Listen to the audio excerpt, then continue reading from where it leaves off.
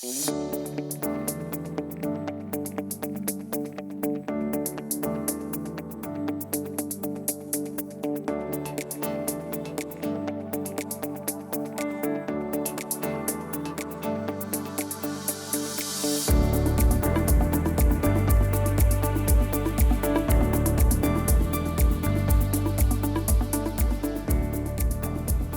I'm Father Michael Orsi. I am your host for Action for Life Television, that good news program which brings you the big G for the gospel of Jesus Christ and the little g, all the good things that people do to put the gospel of life into action. Okay, gang, you know, a lot of us are interested in pro-life work. Most of us are not professionals, though, when it comes to describing when does life begin? And also, most of us, well, we might have some questions for the doctor as to when does life begin and how do we approach people who question us about when does life begin. Also, we need people who can speak to the political people in our culture today too. So we do need the pros, and today we have on a pro. She is an obstetrician. Now, you all know what that is. It takes care of mommies that are having babies, and that's a fantastic thing. And she knows all of the technical things that, you know, we just spoke about, and she can explain it to the average person. She can explain it to her fellow practitioners. You know, a lot of times we think that doctors know everything. Well, hate to say it, but they don't know everything. And that's why we have specialists. And she is a specialist. And sometimes politicians, although they think they know everything, let me be quite honest with you, they don't know as much as they think that they know. So they have to be instructed too. So we have Dr. Susan Bane with us today. She's also known as Dr. Pink.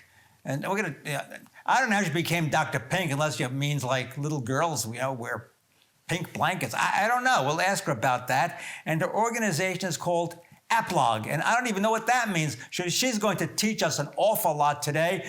Dr. Susan, welcome to the program.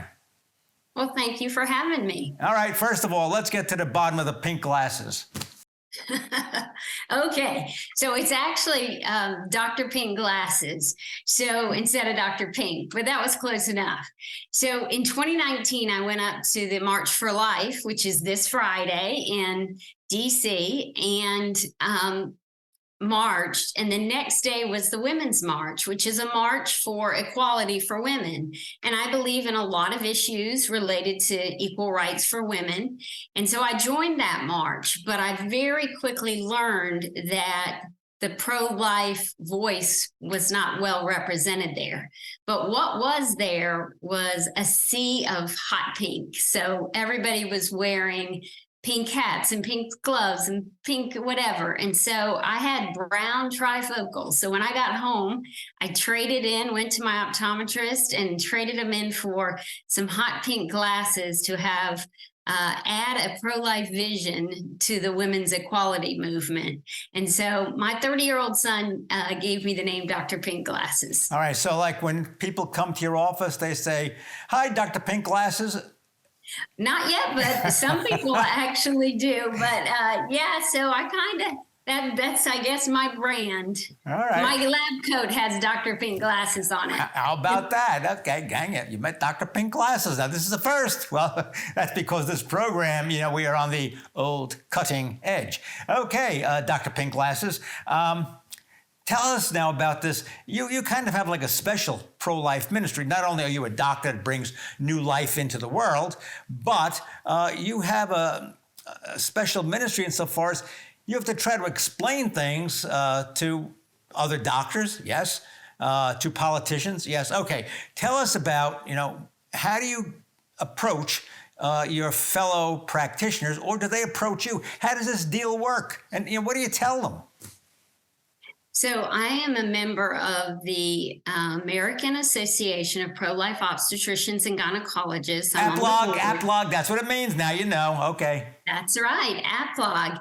And AAPLOG is an organization that really tries to empower, first of all, our patients with information, because we want women to receive excellent medical care, but we want our members, which are healthcare practitioners in women's health, to really understand the evidence so that they can practice in a way that's often different than ACOG, which is the American College of OBGYN. ACOG has been for years the leading medical professional society, but ACOG sadly has become extremely pro-choice, and really its membership hasn't really been given a voice as to the fact that, you know, up to 93% of OBGYNs choose not to do induced abortions.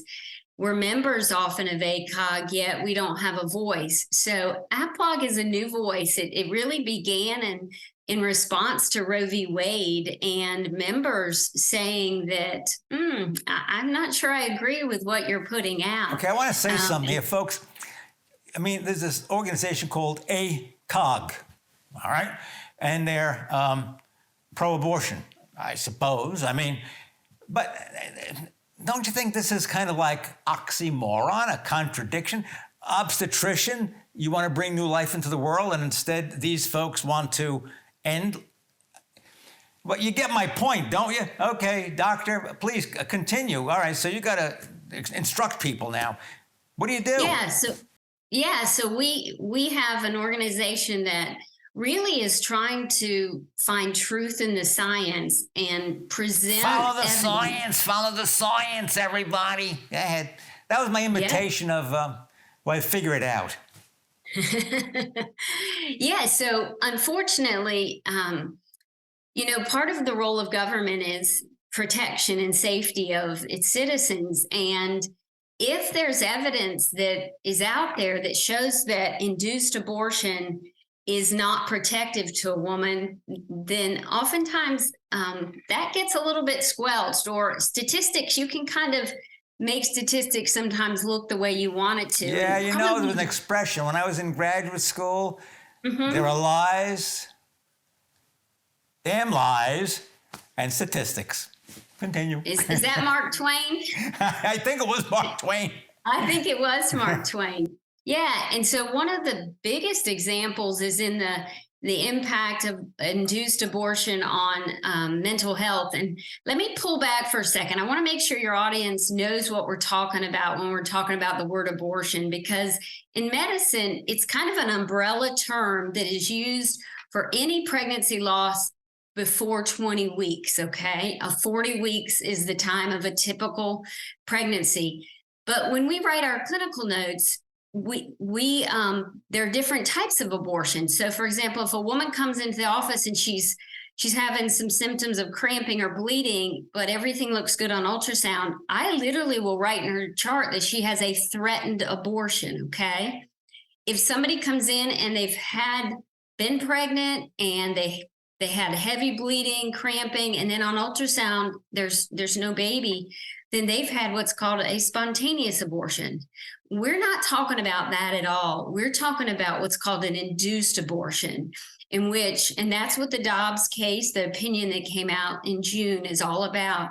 It's about procedures, whether they're medical or surgical, that are done with the intention of directly ending the life of the embryo or fetus, the baby. And so that's very different. And that's been one of the big issues here. So we're really wanting to focus on, this is all about induced abortion. And so as I was saying, in the mental health literature, there is evidence that women who have abortions, and we know 1 in 4 women have had abortions, that there's an increased risk for depression, anxiety, substance use disorder, suicide. Now, not every woman's going to experience that, but some women do. And that's a part of literature that, unfortunately, ACOG and many other medical societies, including the American Psychological Association, are saying oh, abortion is safe for the woman. It's fine. Well, And I yes, want to ask you a the initial, question, yeah. doctor.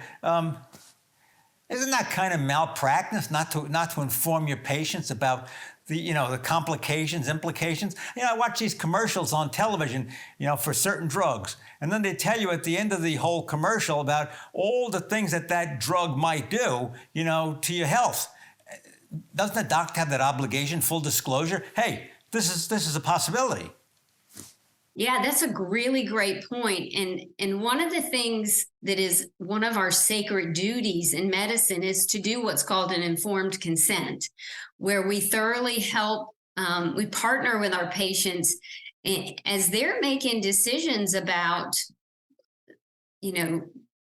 risks, benefits, alternatives, all the factors. I have expertise as a doctor, but you have expertise in your own body. And so we have to come together and talk about that.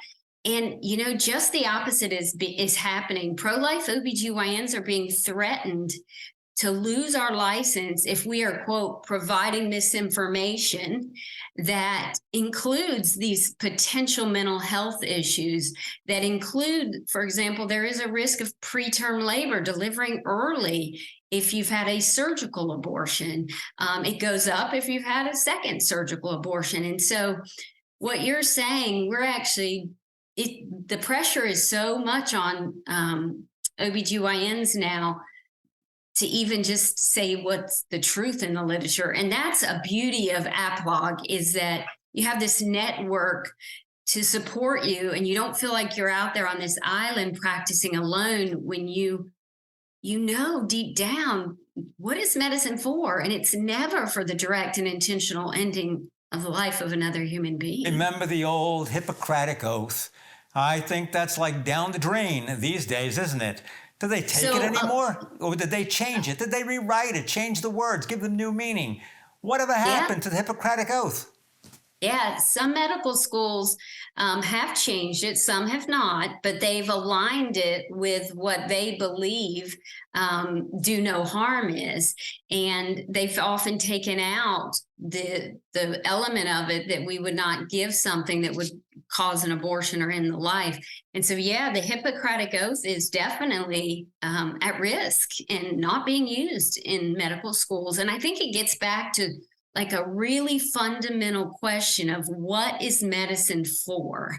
And if it's for the health of a person, if it's for the wholeness of someone, the direct and intentional killing of somebody, whether it's a little baby or it's someone at the end of life, it's not acceptable when that's the intention. We know the rule of double effect, and it's sometimes in medicine, there is an unforeseen consequence of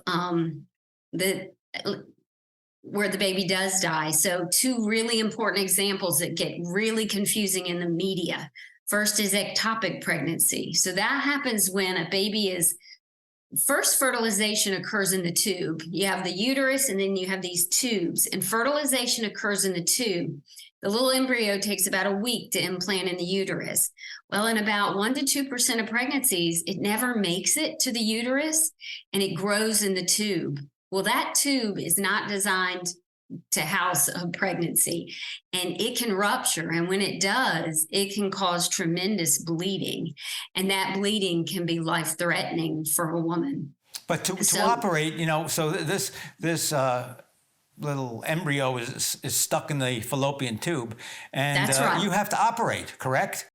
Yeah, so if we could save both the mom and that baby, we most definitely would. But if we don't intervene and operate, both will die. Okay, now, folks, I want you to know this is a moral procedure. The intention is not to kill the baby. The intention is to prevent the rupture. You see, it's called double effect, double effect. Okay, now, I want to ask you about your role in instructing your fellow physicians.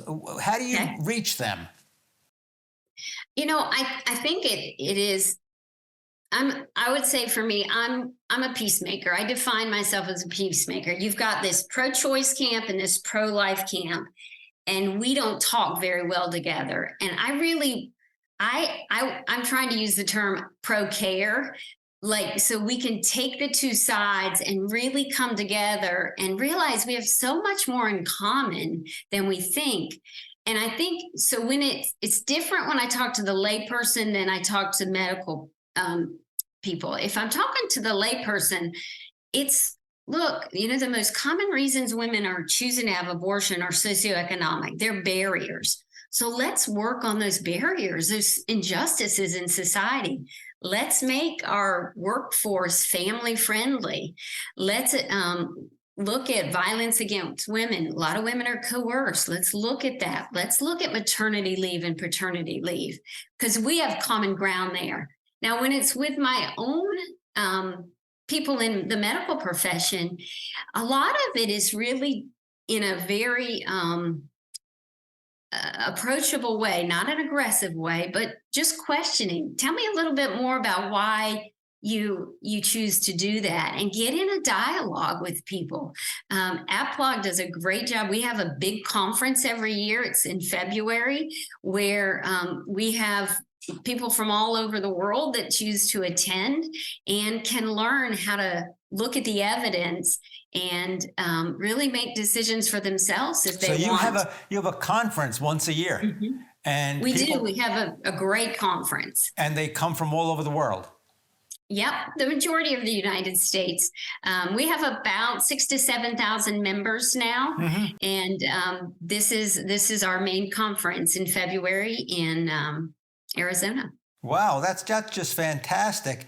And at this conference, it lasts a day, 2 days, talks are given. Who's there? That's right. So it is members and non-members can come, and it is a 2 to 3 day conference. So medical professionals have to get what's called continuing education credits. Mm-hmm. So we have to stay current in the medical knowledge. So the talks are approved for continuing education credits. And they're basically experts in a certain area. Let's say it would be preterm labor or mental health risks, medication abortion, which is one of the biggest hot topics right now. So experts from academics, from private practice, legal experts give talks. And so it's a fantastic way to, one, get your continuing ed credit, but also realize that, I'm not too crazy to think the way I think. And wow, the science supports what I'm saying.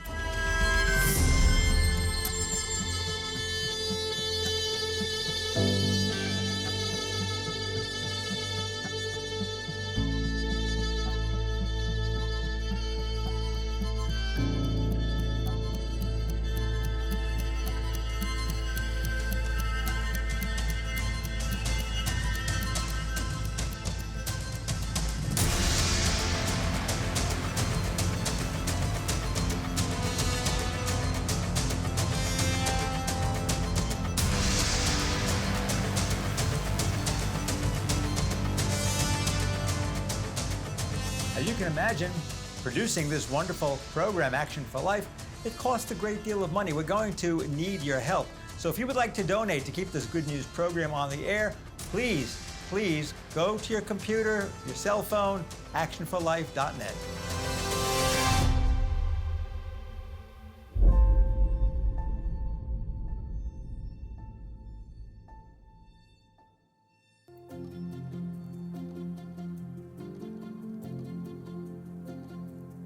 Thought for the day. A lot of people think that the religion is only for the next world. Well, it's very much for this world too. It has an impact on our daily lives. Make sure that you take time to know the candidates who are running for office and then to vote for those candidates who are pro-life. Hey gang, I know a lot of you sometimes can't watch all of our episodes of Action for Life. However, we have a solution for that. All you have to do is go to YouTube and search for Action for Life Florida. And you can catch up on all the shows, and guess what? Extra added bonus, you get to hear my weekly homily. So YouTube and you make a fine couple. It's fantastic. I hope that, folks, that word will get out about this, because we certainly need this piece in the pro-life movement. There was something you said I think is very, very important. Pro-life, since the overturning of Roe v. Wade with Dodd, the Dodd decision, I think that we have to broaden what we mean by pro-life. Certainly, we don't want abortion, but how do we support people who choose to have a child, make it possible for the child to grow up in a very, very wholesome environment? And you mentioned some of the legislation that you had mentioned about support for mothers and fathers, and maternity leave, paternity leave. What else can you recommend? Legislation that could help the pro-life movement. This is pro-life. That's why you vote for people who have a broad understanding of what pro-life is. This comes right out of the Gospel of Life of the great John Paul. He said that Evangelium Vitae, it's the gospel of life. It's holistic, folks, holistic. Get yourself a copy of that encyclical, 1995, The Gospel of Life, John Paul the Great. Please help us out. Yeah, I love that, by the way, Father. Thank you for talking about that. We have, unfortunately, the pro-life movement has had the reputation of being pro-birth. We just care about the baby. And I tell you, I work in a pregnancy resource center, Choices Women's Center in Wilson, North Carolina. I'm the medical director. I only see women at that center who have unintended pregnancies. They are scared, often alone, afraid, and they need to know that they are loved unconditionally without judgment. I think that's the first thing we can do, is take away the stigma of you're not married and you're pregnant. We have to get rid of that.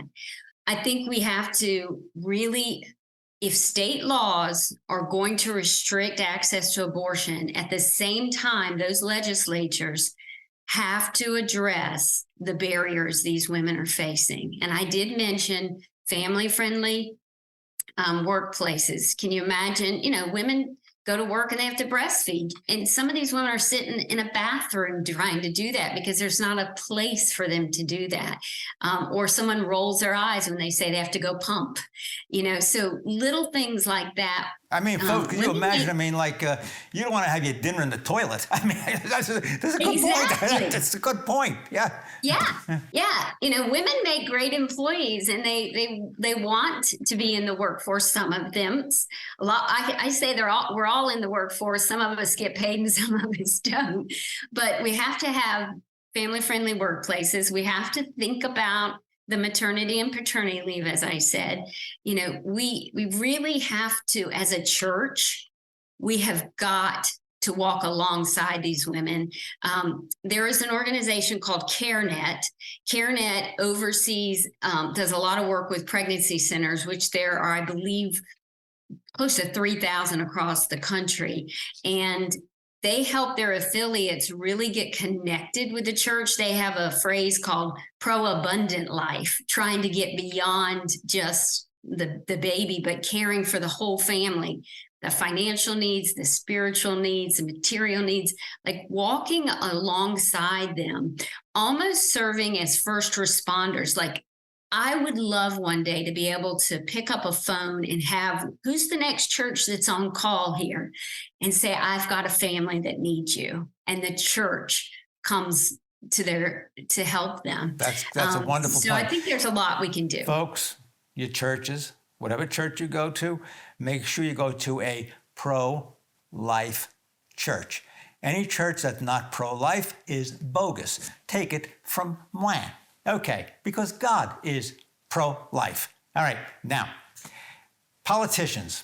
How do you deal with the politicians? All right, because we know some of them are just fantastic, but sometimes their vision is a rather limited vision too. How do you expand the horizon?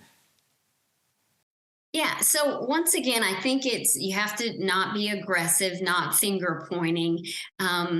For me, I like to, especially if I know the person has very different views than me, I will often try to start by addressing those barriers that we can agree upon.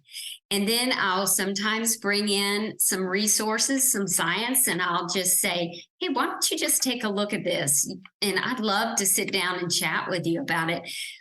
You know, you mentioned early on in the interview that many of them are not in healthcare. And so, you know, great leaders surround themselves with people who can help them. And so I want to be a resource, whether you are pro-choice or pro-life, because sometimes the pro-life legislators, they need a different type of resource than, you know, the pro-choice. But I think going with it from a perspective of love, and that we're all on the same side, and really helping them understand the reasons why women are choosing to have abortions, and then addressing those barriers. That's great. You know, before we conclude the program, I'd just like to ask you, what role does spirituality have in your program?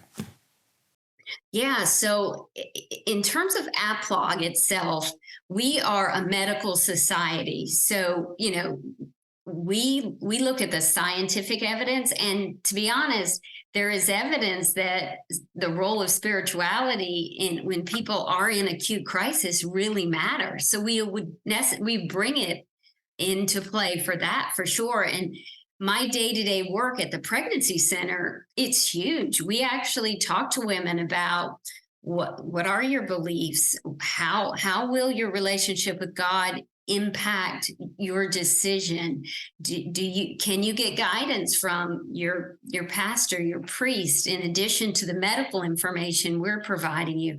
So we really take a holistic approach, recognizing the fact that, you know, what a woman thought before she got in this crisis, in this unplanned pregnancy, it really can impact how she handles down the road this. Do you ever pray with them? Do you ever pray with them? Oh, yeah. All right. Oh, yes. Yeah, we most definitely do. There are times when, you know, I'm led, I do the ultrasounds. And so, you know, depending on the circumstance, I personally will say, can we pray together? Hey, sometimes folks, it's the client that's advocate. fantastic. Yeah, pray together with them. Hey, look, Dr. Pink Glasses, you're fantastic. You're for action, I'm for action, and I hope you are too. We would like to thank our generous sponsors for their wonderful support.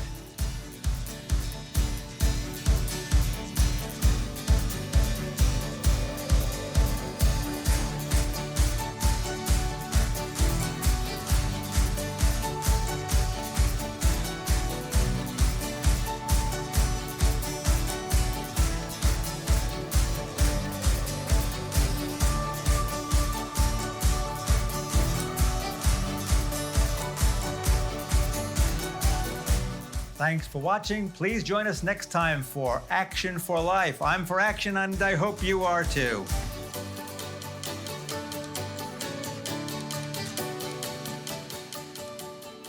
I'm Father Michael Orsi. I am your host for Action for Life Television, that good news program which talks about the gospel of Jesus Christ, the big G, and the little g, all the good things that people are doing to put the gospel of life into action. So please join us for the next episode of Action for Life.